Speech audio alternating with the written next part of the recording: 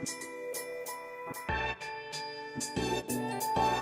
evening, everyone. Hope everybody had a good week. Good start to the year. Made some small goals I talked about in other podcasts and everything like that. And the small goals you made, it'll achieve to a bigger goal eventually. I want to welcome everyone to episode 6 of Light Overcome Darkness. This has been a great journey so far, and will continue. And I want to thank everybody for the love and support and spreading the movement of Light Overcomes Darkness, what it means of being a light in other people's lives and spreading the love, the hope, and bringing us together every day. And the more we do that, we make a change, we make a difference. And maybe you don't see it at first, but I promise you, we all come together and we continuously do it. You'll see the difference. You'll see the change in the difference in each other, in our country, and any ethnicity, and throughout the world. In episode 6 today is a really tough one for me to get through, commemorating this to a woman who watched me since I've been a baby. My mom and dad mom was a nurse for 30-something years, and my dad worked at the post office for 30-something years, and I was as a baby, and I had these nannies and these older people like your grandpa and your grandma, and we overlook, and I'll admit this myself, you overlook your grandparents as boring and like you'll get around them every once in a while, family gatherings or whatnot. And the thing is, what you're missing is you're missing they're wise. What I mean by that, they know life. They know life lessons to give you to help you through life because they've been through it. They made their mistakes, and it's like I say all the time, if you know me or if you don't, I'll say it on here. I'm not perfect. Nobody's perfect, but we try to be our best selves and make our best life for our kids, our family, or if you're single, yourself. About saying this podcast is going to be about Nanny Marilee Venturella is her name, and I'm going to talk about what she taught me, and what I'm 27 years old, so I'm not going to sit here and say I've been through life or I know everything about love, but this woman here really made me understand what love is, what love means, and how to bring love to other people. So maybe I come up with the name Light Overcomes Darkness and the company name, and even on your darkest days, focus on the light in your life, the quote. But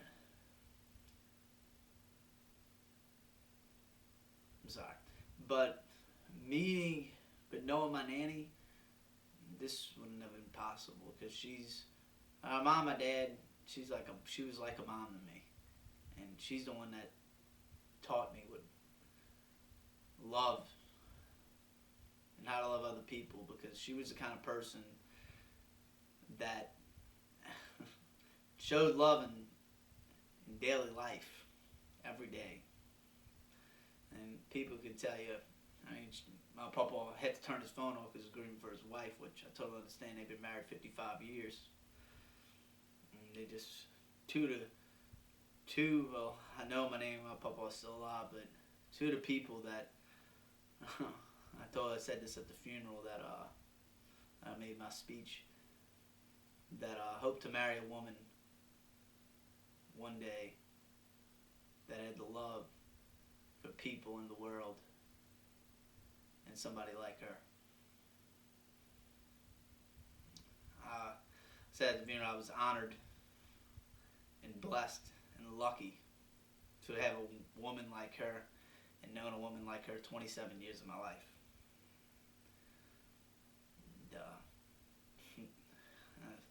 And as God put her in my life, and I'm glad He did.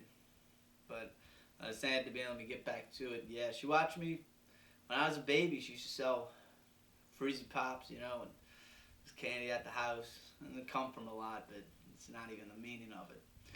And my papa, he was a taxi driver. My parents worked a lot, so I was with them a majority of the time as a kid. We lived always around the block in Chalmette. And I used to go over there and pick off the orange tree they had, and she had different trees in the yard to pick off of. But I really notice, people show love at first, and they show honesty and trust, and you've been knowing somebody for 10 years, and they turn on you. So I was kind of skeptical about Beverly, my nanny, but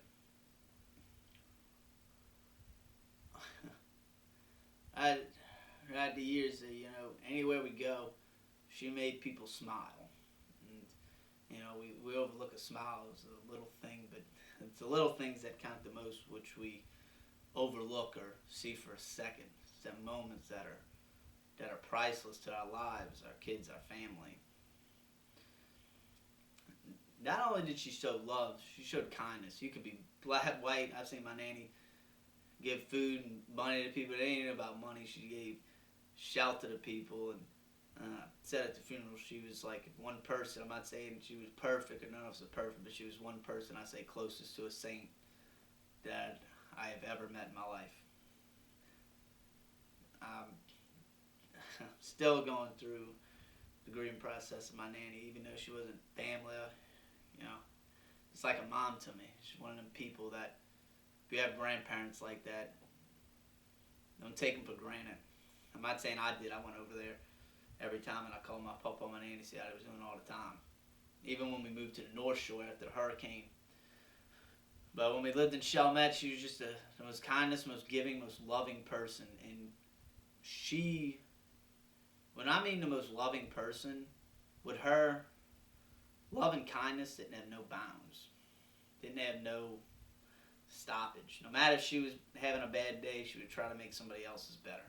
No matter how busy she was taking care of her 3 daughters, babysitting, or running her little concession thing out the house, or when she washed hair down in Chalmette at the beauty parlor, it made everybody smile. One of them type of people that, if you're lucky enough to have in your lives, as long as I did 27 years, I wish she was still alive. I just want that one more chance to hear her voice.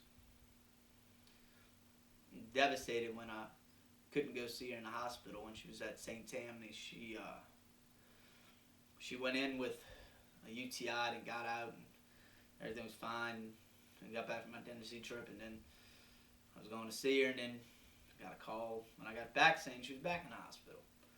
And she ended up having pneumonia and a bunch of stuff, but she was in a BiPAP doing good, and we were thinking the light's there, She got out, she'll come out again. She's always been a strong person for others, and just a strong person in general. And he always, like when I was a kid, always had a plate of food on the table, and just always made me smile. I always loved going to see my nanny and papa. The hugs she gives, it's just, you never want to let go. Never want to let go of my nanny. And I'm not going to sit here and say I'm a perfect person, because I'm not, and I've said that already. When I pass, I don't know if I'm going to heaven, but I might be in purgatory, or whatever you call it, for a little bit. I'm not going to say I did the best things in life. But if Jesus does let me into the pearly gates, at least the good I did and the good I'm doing, once I get a hold of my nanny, I'm not letting go again. And hopefully get the chance to hear her voice and learn more from her. And Jesus gives me my wings whenever my time comes. And Papa was always a taxi driver, and the love they had just around each other, it didn't come from a lot. And that's what I mean. Like, she was just a hairdresser. I mean, not a hairdresser. She washed hair, and she worked the beauty parlor, and she showed a little concession. She had 3 daughters that she loved unconditionally and watched her kids at any time, and always made time for her family and always lived close. I always came to my son's birthdays, even though he's just 4. I'm glad he got to meet her, but he didn't get to experience as much as I did, knowing her 27 years. And I know, and I say this, the type of person she was. And no wonder I told Papa you received over like 1,400 calls. I mean, shoot. Life is about, I believe, is about taking care of your family, your kids, or taking care of yourself if you're single or whatever. But, you know, give back when you can. Give a person shelter when you can. I understand it's a stranger, but give them, be like, hey, look, they got a back shed to lay in or something. You don't understand when you might fall. And I'm saying this is, I fell before. I don't come from a silver spoon. Honestly, my parents didn't spoil me. They did. But I don't realize when you're just giving a person $1 or giving a person a hug or giving a person a wave, the difference it makes. And I know my nanny, how many times she put people first over herself, like always. I know once she died, the gates were already open. She didn't have to wait in no line. She was already there. And like I said, I hope I get the chance to hold her again. There's one of the greatest people I ever met, and many others in the family. There's a small gathering with COVID. And I made a speech, and her cousins and Shaw and all of them made speeches, and the daughters. And it just shows that they really don't come to a lot. And I keep saying that because, money, what I've learned about it, it's a test. That's what I believe. I mean, money's a test to us. And what I mean by that is that, Jesus, I believe that wants us to take care of our families and take care of our kids and make sure your kids are well provided for and your family has a roof over the head. But give back when you can. A lot of people out in the street, when I did that get a can, give a can thing, when I promoted that, a lot of them people own businesses and business owners, they just fell off, and got on drugs or whatever they did bad. You don't believe that even money or hugging a person, just somebody to hug because they just lonely. They lonely. And I've been lonely before. Fuck, I feel lonely. I'm getting close to 30 and not married. I have a kid and just so many cheaters and liars out there between that and the one good relationship I had in my life. But I just hope to marry someone like my nanny one day. I'm getting close to 30, so I don't know if it's possible. But so I don't cheat and lie, actually a good relationship. I don't know what things I'm doing wrong. But if I did, I never cheated, but it's like, I just don't understand. You're in a relationship with someone, you ask a person out, whether it's a guy, a girl, whatever, how it happens. What is the point? I mean, what is the point of somebody, you getting in a relationship, and you ask the person out, and then you cheat on them with somebody else, and then they find out. I've had this happen countless times in every relationship I've been in, except the most recent one. Either it wasn't cheating, sometimes it was just stupid lies, like going out to eat with my family and your friends. Like, just, why lie? Why cheat? Look, if you just want, I know this is a family thing, but if you just want sex out of it, that's fine. People have friends with benefits, and there's nothing wrong with that. But when you're in a relationship, treat them as you would want to be treated. Like, do you want to be cheated on when they ask you out, and then you cheat on them? What is with that? I don't get it, because all you got to do is say, hey, look, I don't have the same feelings for you anymore, and you can get with whoever you want. That's something I don't get. Same thing as friends, like I mentioned in the last podcast. You're there for them, and then when it comes to your dark time in your life or whatever you're going through, they're not there for you. Be there for each other. The more we make change in ourselves, the more we spread light overcomes darkness. The more we spread our light when we're shining to bring other people out of the darkness. This is not just a company name. This is a way you can live your life to your fullest and the best. You know, you know, just love. Love spreads, and when you're kind, kindness spreads, and it spreads to one another. And just think, you're giving that person some food, it'll spread to the next person. My precious moments in my life is like just pushing my kid on a swinger. Not necessarily bringing them places, just playing with them. You don't realize you don't have the money to bring your kids to places, that just the time next to them makes a bigger difference in the money you spending on them. They want you around, not the show you're bringing them to. They want you. And I learned this as a parent. My son's 4. I'm not gonna say I made my mistakes. Like I said, I'm not perfect, but I try to be the best dad I can be. And I learned just right now, son, just bring him to the park and push him on the swing, and seeing him slide and roll down his monster trucks, and seeing his smile. Trying to work my way up in the world, but those little things is something that you can't buy. You can't buy a smile. You can't buy kindness. You can't buy it. It just happens. But like I was saying about my nanny, she showed me that love has no bounds.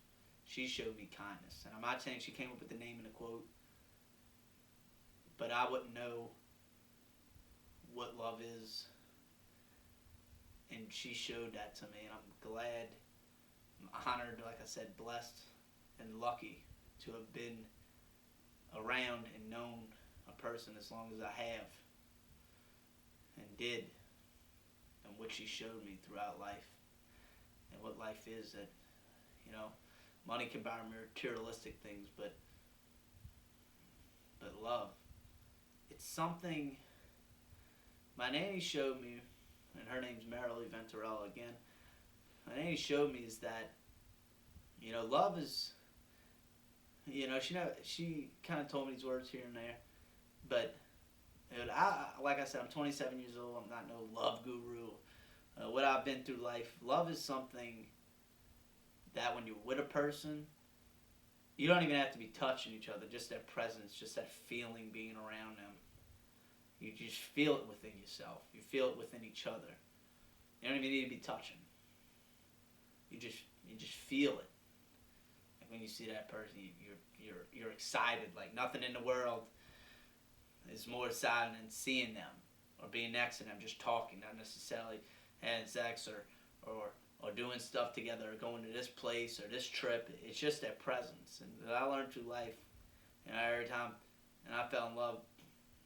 I fell in love recently, but it's just that what you bring to each other, what the feeling you have each other. Maybe the other person don't feel it at times. Like the other girl I loved in my life that I talked about in my first podcast, episode 2. I'm sorry, I think it's episode 2. When I was 19, she was 26. She was a lot older than me. She was engaged to a 28-year-old before. And we went to concerts together, but, she ended up cheating on me. How wonderful. I feel like some of our hearts are so broken from getting cheated on. It's, for me, it's getting me hard. It makes it harder to love, and not that I don't still show love, but it makes me harder to fall for a person because I feel like it's going to end in them cheating on me or lying to me. But at the same time, it's hard for me to get fully connected as me being hurt so many times, and I'm pretty sure you've been through it. If you've been lied or cheated on in a relationship, it's hard to fall after you've been cheated on and lied to so many times. It's hard to fall because you're so scared of falling for the person you love, or the person you have them feelings for, and you have feelings with each other. It's so hard to just want to fall, even though you've fallen in love with that person. You've been talking this long or dating this long, or you just got that connection.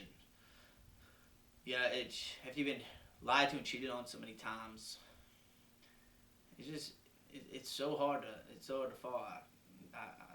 Even talking to girls or dating someone, it's hard for me. to get fully in love because I'm scared. Not that I don't want to love the person. It's just I'm scared of falling because I'm scared it's going to get hurt again. And I think a lot of people feel the same way. I'm sure that are going to watch this. And love is something you can't buy. You can buy fake love all day. All day. You can buy your girl roses.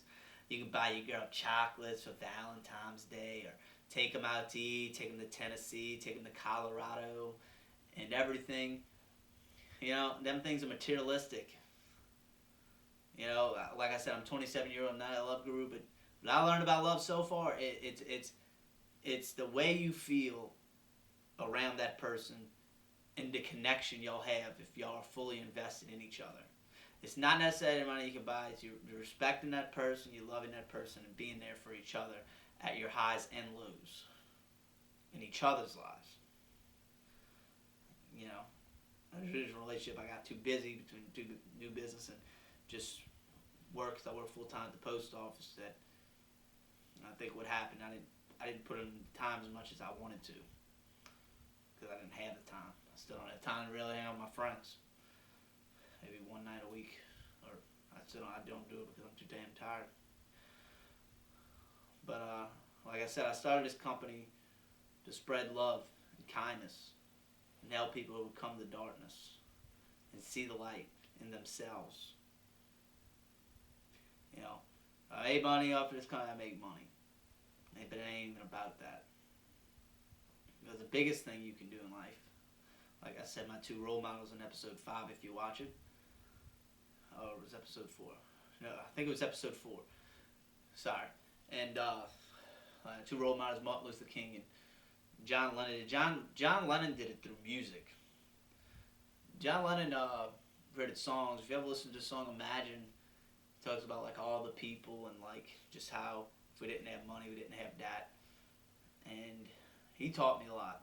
Not knowing the man, I'm not going to say I know John Lennon or anything, or I don't know Martin Luther King. Martin Luther King did something at a time that there was a lot of racism, that there was a lot of how you looked, or it was you're black or you're Chinese. It's like I gotta stay away from you. I gotta drink around a different water fountain. And Martin Luther King died for what he believed in, for what he tried to spread love. And Martin Luther King, what he wanted, not for us to fight what our government wants us to do, is to fight each other over like, oh, this person's wearing a mask and this person's not wearing a mask around me. And let me tell you what the government's doing. The government is trying to control us. They've been doing this for years. I work for the post office. It's about post office they did back in the day, and I got to thinking about this about a week ago. They want to know where you are locating you. The new form of location is these phones right here, controlling us. And they're the ones that want us to fight each other. In the Constitution, it says, we the people. And my understanding of we the people, like we the people, without us, they don't have a government. So let's stop fighting and come together, like Martin Luther King did back in the day and put his life on the line and got shot for it. Which I wish the man was still alive. Because what he did, and John Lennon did through music, is want people to come together, to just love each other. And when you love and kindness, you spread hope in the world and in our country. You spread hope for others. And once you make them differences in yourself,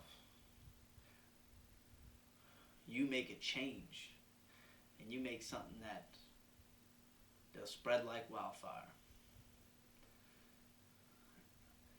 And a lot of people have been asking me, is light overcomes darkness about depression?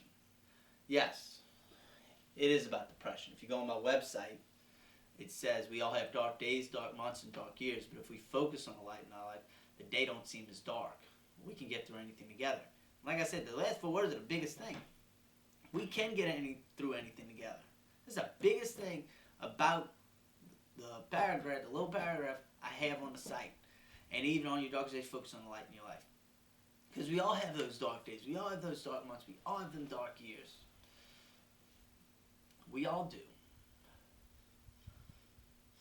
And, you know, and that the more you make these changes in yourself, it's like not judging a book by its cover.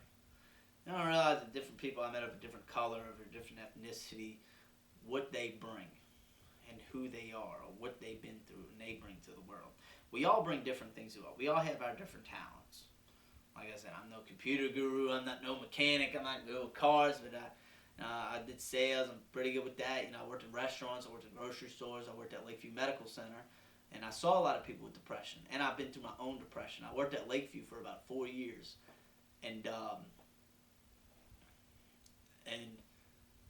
I saw people with depression. I've been around people with depression. I'm not a psychiatrist, I'm not a psychologist, so I'm not saying I did the schooling. But, you know, I've been through depression, I've seen other people with depression, and mostly what I heard, they feel like they're alone. They feel like the only one going through that relationship problem or financial problem or just general life problem or been cheated on, they going through that depression. Don't think you're alone. Reach out to that light in your life. And if you don't have a light in your life, go to your mom and dad. There's somebody. Or come to me. I don't mind talking to you. I don't mind helping you because I'm all about helping others and trying to be there with other people as much as I can. Not just my own friends, but about helping each other and making the world a better place. That's what I'm about. Every life has a purpose. And that's what this company's about. And when you buy a shirt, or you buy these new masks that we're coming out with, it's going to be on our site today. You know, tomorrow, look like this, light up becomes darkness with the shirt. And what you're doing by this, by wearing these things and spreading, because it's not just a company name. And just a quote scene, even on your darkest days, focus on the light in your life. It's giving other people hope. Because once people see a message, they're like, Because you don't realize somebody walking in the lakefront or walking in a restaurant, you're wearing a shirt, and you don't realize when they see that quote, most people are really to themselves about their depression. And trust me, I was to myself when I was going through depression. So, as I said, I totally understand that. But how I felt like to get through my depression, I go to my light in my life. I look at my son and I have him. But not only that, I go to talk to somebody that I trust, that it's between me and them, that I lay everything out on the floor. And I know they're not going to tell nobody because I trust them more. I've been knowing them more, whether it's my mom, my dad, my friend who I trust. It's better. What I've learned about depression, seeing people with depression, being through my own depressions, is that when you hold it in, it hurts even worse. And not just it hurt even worse, you need to get it out. You need to tell someone that trusts me. I'm not saying go yell out, hey, I'm going through this. You know, go talk to that person. You don't realize the advice they can give you to guide you out of it, because they are the light in your life, or that somebody that you trust that person with that information or whatever you're going through. And the company is about depression. You know, I created this company to save lives, to stop people with depression, and reduce the suicide rate in our country. Because our government, and I feel our country and the world, overlooks mental illness. When mental illness is not something like cancer or pneumonia, but it's something that can end up making a person click. Meaning like kill themselves. Not meaning they want to, but they click to where they feel like they don't have nothing left in them. I had friends that hung themselves, that were in the military, that killed themselves. One friend that close to ran over and drugged for about 15 feet. Close friends of mine. Hung out every day. We talked like 2 days before he ended up hearing that information. So never forget a call by a buddy of mine, Gerald Preston, and he said Aaron's dead. Well, Aaron's in the hospital badly. We were pretty much dying. And I said, you joking? I said, yeah. When I talked to him like 2 days ago, it was the last night. And he said, no, man, he's in bad shape. I wouldn't call you and tell you that. And it's just, not meaning to say that. It's just when you're best friends with somebody or a close family member, it's hard to hear. So it's kind of like, you're hoping they just messing with you. But I know people don't mess with information like that when they call you. But it's just hard to take in. Just like when my nanny passed, I feel like the biggest thing on death or a close friend or a close family member, whether it's your mom, your dad, your friend, your best friend, or somebody close to you that means a lot to you. It's the hardest thing I felt like that I dealt with death in a family is that, or a friend, that it's, even though it happened, you feel like they're still there. And it's just so hard accepting the fact that they're gone. And I feel like that's the biggest thing to get through depression, what I've learned, is accepting the depression where no matter if it's a breakup relationship, you've been cheated on, or this happened, you like financial problem, you lost your money, or you're out in the street, or you're just going through something in your life that is really affecting who you are. Talk to someone. You don't realize what that'll do. You don't realize the guidance that they can give you more than the guidance that's going on in your own head. Because the guidance that's going on in your own head when you're going through depression, it's mostly negative thoughts. It's mostly like, I'm not going to make it through it, or like one of my biggest threats through life was another problem with my weight. I was really big in high school, and many people made fun of me. I lost a lot of weight since then. And people who know me in high school and people who watch my videos, high school friends that reached out about my company, congratulate me on it. Girls used to never hug me or anything. Give me a glance of an eye. Then when I lost all my weight and got out of high school, the girls wanted to date me. And I told them, well, I can't say a word, but I think you know what I was going to say, is go beep yourselves. What I mean by that is that because if you can't accept a person at your worst, how do you expect them to make you feel like you deserve them at their best? Or when they make it through the depression? I've been through friends like water, but you're not going to, when a person doesn't accept you at your worst and only wants you at your best, then people are just taking advantage of it. Taking advantage of you. And what I mean by that is taking advantage of you. They're taking advantage of where you are in life. You got that good job, you lost all that weight, or you got through this financial problem. They take advantage of you. Because you're supposed to be there for a person at their highs and lows. And when they haven't, I cut them out in my life. Me as a close friend, because them people are just taking advantage of where you are in life and trying to take advantage of where you are and just be there in your special moment. And then when you lose it, it's like you realize how fake they are, because I guarantee this happened to you. I guarantee when you at your high, and I was with a girlfriend, actually not the recent one, but the girlfriend before that, I went out of work. I heard it pretty shitty. And you see how fake people are. And this little story will tell you. I haven't said a person's name, but what she did to me was, we were dating. I went out with an accident for about 9 months, and I was really low on money. I went through all my money and had my parents luckily there for me to help me with some bills, because I went through all my money, because when you're out of work, you still got to pay bills, even though I got hit and tore my labrum, 2 torn ligaments, and I was depressed. And we were arguing a lot, and she was not understanding why I didn't want to do anything to take her out to eat. It's not that I didn't want to take her out to eat, or didn't want to go here or go there. It's that I didn't have the money at the time to do it. And we ended up breaking up with each other mutually. But it was more her pushing me away, because I didn't have the money at the time. And it shows how fake she was, how fake of a person. And it's sad people do that. It is sad, the society today, that they look at people, they drive a nice truck, and I understand, look, I'll say this, I gotta be attracted to a person, I gotta be, attracted to a person to even date him and get to that point. But yeah, I understand you want a person with a good job and somebody successful, yeah. Then, ask this question to yourself. What are you doing dating a guy that's sad the pants and, and treats you like crap and mentally, physically abuse you? I don't know. Do y'all like projects? What I mean by that, I see girls that either got with a guy that got out of jail or on a bunch of drugs, or they're can't handle themselves or this and that, and mentally and physically treat them like dog crap. And y'all run back to them like they're the best thing since sliced bread. It amazes me. And then y'all will talk about to your friends. It's like, oh, he treats you like crap. I wish I would meet a guy that has a good job and gets successful. I'm so sick of hearing it. If you want to change your life, date a good guy that respects you and that treats you right. Not ones that mentally or physically abuse you. If you want happiness and love, and that's what I was saying.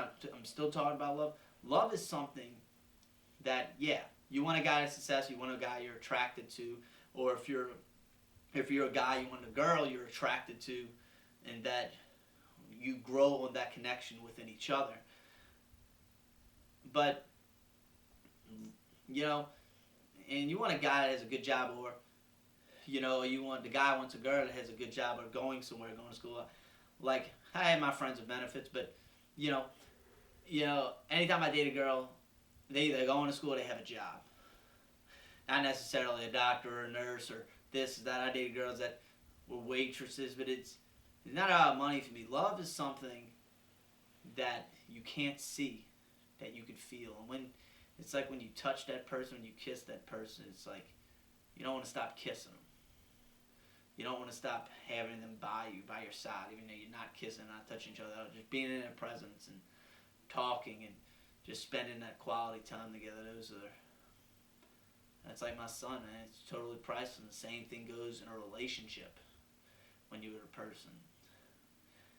And if I didn't know Marilee Venturella, I don't think I would understand it. Like I said, I'm honored to have known a person as great as her, as pure, and as good as her, and the love and the lives she touched.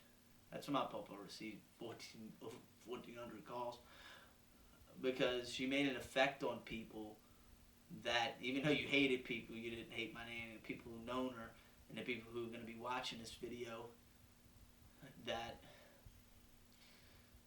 what my papa and my nanny had.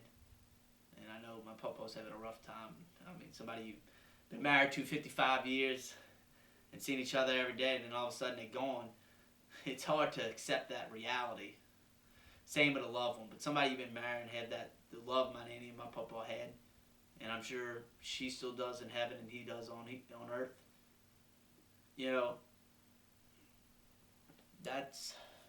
It's hard to get through, and I could imagine what he's going through. His name's Johnny Venturella.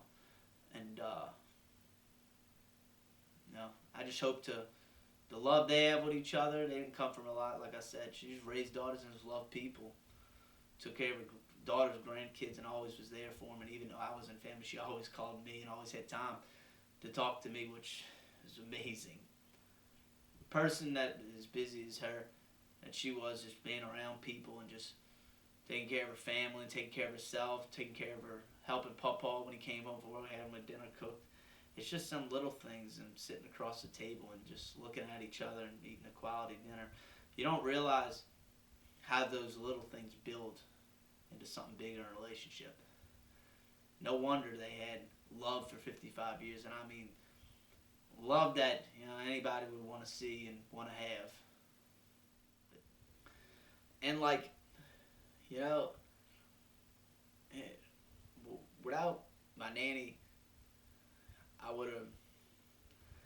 I'd have never known what love is, and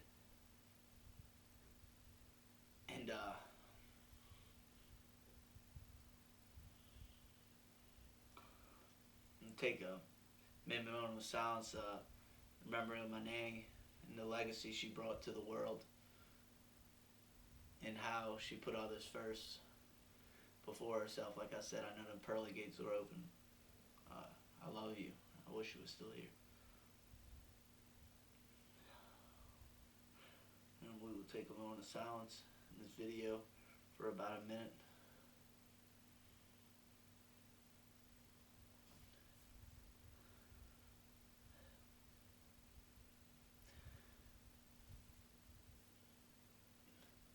And without her, I don't think I would have got the idea for the company or the quote. And I will do my best of being the best person that my nanny was to other people, and how she always gave back and did as much as she could for others, and putting others first before herself, her family, and just anybody. Same with her husband. Her husband the same way as her. They were a perfect match. How they found each other, I do not know. But I guess it was God that put them together, because that was one of the best relationship, best marriages I've ever seen in my life. And one of the best people. And I love how she spread love in every day, her daily life, with her family and others. And like I said, when I say love and kindness, it is something that spreads. And when you be a light in somebody else's life, it is something that it is something that, you know, when you be a light, they'll be a light to somebody else. When you spread kindness, they'll give somebody else food. You know, you don't realize the little things you do. It's not necessarily giving $100 or giving it's more of making them small things, of noticing that they're there, or waving at a person. And I never took my nanny and papa for granted. I always was there and tried to go there as many times as I can. And I wish I still had her in my life. And the marriage I had for 55 years was something I hope to have one day with a person. And a good stepmom to my son. And her legacy will live on. And I will live it every day, even though she's not here on earth and she's up in heaven. We may have lost an angel on earth, but I know she is a person that will always be looking down and watching over us every day, and watching over me. And I know just how the person she is, she's always on the move or doing something. I love you, Nanny. Wish you weren't going. I know you were suffering a little bit at the end. I'm glad you're resting in peace. But Lido Gonzalez is not just a name, it's a company. It's something, like I said, you can use in your daily life. It is something you can bring to other people. And people ask me, is the light about God? Look, if God is the light in your life, then he's the light in your life. But everybody's not Christian or this, that. You know, this is about every life as a person, not just every Christian life has a purpose, or every black life has a purpose, every this ethnicity has a purpose, or every white life has a purpose. This is about every life has a purpose. And every life does. We all have our dark times. But we have those lights in our life to get us through those dark times. And by spreading and looking at the brand, the light becomes darkness, in a shirt. You know, just imagine walking down the street. If I was walking down the street of Lakeview, you're walking into a restaurant, and if somebody sees that, you just brighten somebody's day, not even saying nothing to them, and be like, wow, that person actually cares for other people. Whether you're buying for yourself because you want to spread good, but buying for a person that has depression and seeing even on your darkest days, even on your darkest days, focus on the light in your life. You giving somebody that hope when you see this message. You giving somebody that something they didn't have in their mind, that's something, wow. And they're thinking, wow, that's a beautiful saying, but I'm going through something that I haven't told anybody. I'm going to have to talk to my light in my life. And by wearing that shirt and the mask to protect ourselves when we're around other people, and these are rewashable and everything, and by doing this, we're coming out with outfits and fishing gear and stuff like that. And like I said, all my podcasts are free, and this is about spreading a movement. It's about spreading love, kindness, and hope every day. And by us making those changes in ourselves, we make a difference for our country and the world to see. And If you would like to buy a shirt, you can go on my website, www.overcomesdarkness.com, or, if we doing the mask, these that I just put on are going to be $12 for the first 2 weeks, and $13 for the first 2 weeks, and then they're going to go up a little more. So get them while they're on sale. Let's spread that kindness. Let's spread that change. Let's spread that difference to make our country and the world a better place. And I hope everyone is still spreading that light. And like I said, if you would like in my other video, and I will mention this at the end of every video, if you're a pastor or a motivational speaker or a psychiatrist or a psychologist or just a regular person that would like to come on my podcast and talk about their depression. Now, you don't have to say everything about your depression. You could just say like what you want to say about it. What you're doing if you're still going through it, or what you did to get through it, and where you are now. It's hard coming out with depression. It's hard giving that on a video. But by doing that, and why I'm offering this, that when I talked to another person, even before I did this, it was helping me overcome that darkness, because I'm telling you, when you hold it in, the wrong guidance is coming out in your head. And I can say this from experience. The wrong guidance is when you hear from another person that's shining at the time, or is that's your light in your life, that, will give hope to other people going through the same thing you're going through. And a lot of people think they're alone with depression. You're not. No matter what it is, talk to someone. And if you would like to go on a podcast and talk about things, we would talk about everything before. You could say what you want to say. And if you're a passive motivation speaker, even though you're not going through depression, you just want to come on a podcast to spread what you think of Light Overcomes Darkness. How you think people can use it in their daily life. I would love to hear your opinion. And you can message me on Facebook. My name is Brandon Filippello. And you can message me on Facebook and tell me if you want to come on my podcast. Because you don't realize when you say about your depression, you talk about it, what you did or doing, and where you are in, you're giving other people hope going through the same thing you're doing. And by them doing that, by you doing that, you possibly saved somebody's life that you didn't even know. Or a friend of yours a close friend of yours that's going through depression, possibly the same thing you're going through. You just saved their life and you didn't think they were going through depression. Because sometimes some of the happiest people are the ones that are the most depressed. But talk to someone. Holding it in is not good. Like I said, from experience. And